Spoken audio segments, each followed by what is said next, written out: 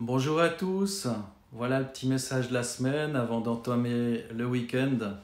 J'espère vraiment que vous allez très bien malgré ce confinement qu'on doit vivre. C'est pas facile, c'est vrai, mais je prie vraiment pour que vous soyez encouragés, bénis.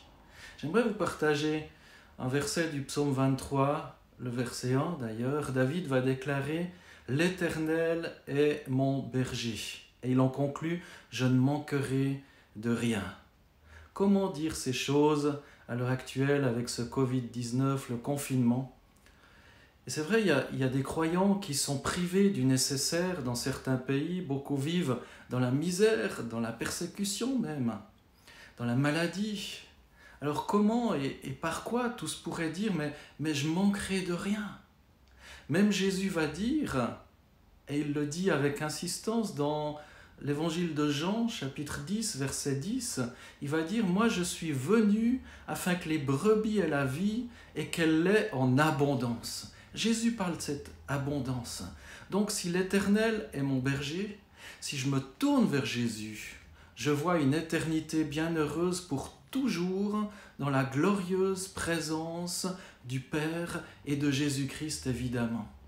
Maintenant, si tu te sens abandonné de tes amis, peut-être à cause de ce confinement aussi, tu te sens abandonné de ta famille, le Seigneur va te dire aussi, comme dans le livre de Josué, chapitre 1er, verset 5, « Je ne te délaisserai pas, je ne t'abandonnerai pas. » Si par exemple tu te trouves troublé aussi dans la Bible, Jésus va dire dans Jean 14, verset 27, « Je vous laisse la paix, je vous donne ma paix, je ne vous la donne pas comme le monde donne. » Que votre cœur ne se trouble pas et ne se laisse pas effrayer.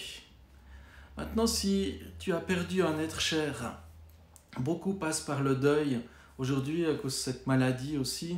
Dieu va dire au travers de l'apôtre Paul, dans 1 Thessaloniciens 4, verset 13, il va dire ceci de très important, écoutez bien, nous ne voulons pas, frères et sœurs, que vous soyez dans l'ignorance au sujet de ceux qui sont morts, afin que vous ne soyez pas dans la tristesse, comme les autres personnes qui n'ont pas d'espérance.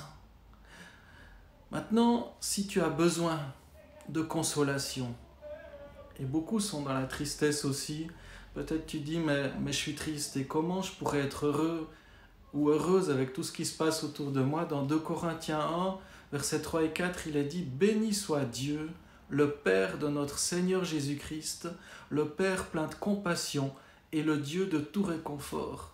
Il nous réconforte dans toutes nos détresses, afin que nous puissions réconforter ceux qui se trouvent dans la détresse. » Grâce à l'encouragement que nous recevons nous-mêmes de la part de Dieu. On est encouragé et on encourage à notre tour. Peut-être tu te trouves sur un lit d'hôpital, ou tu es malade chez toi ou en confinement. Si tu es malade, souffrons, le Seigneur t'encourage encore et toujours par sa parole. Dans la lettre de Paul aux Romains, chapitre 8, verset 18, l'apôtre Paul va dire cette chose incroyable, « J'estime que les souffrances du moment présent ne sont pas dignes d'être comparées à la gloire qui va être révélée pour nous. » Comment dire ces choses? Je pourrais continuer parce que la parole de Dieu contient d'inépuisables promesses. Non, je ne manquerai de rien. Et oui, comme David à la fin de ce magnifique psaume, je vous invite vraiment à proclamer, oui, le bonheur et la grâce m'accompagneront tous les jours de ma vie et je reviendrai dans la maison de l'Éternel jusqu'à la fin de mes jours. Est-ce que vous voulez proclamer ça? Vous enrichir par la parole de Dieu. En tous les cas, je vous souhaite une bonne suite de journée. Je vous invite à nous suivre sur dimanche à 10h sur notre Facebook Live, sur notre site internet, notre chaîne YouTube dès 14h30 pour le culte. Et vraiment, je prie pour vous, que Dieu vous bénisse.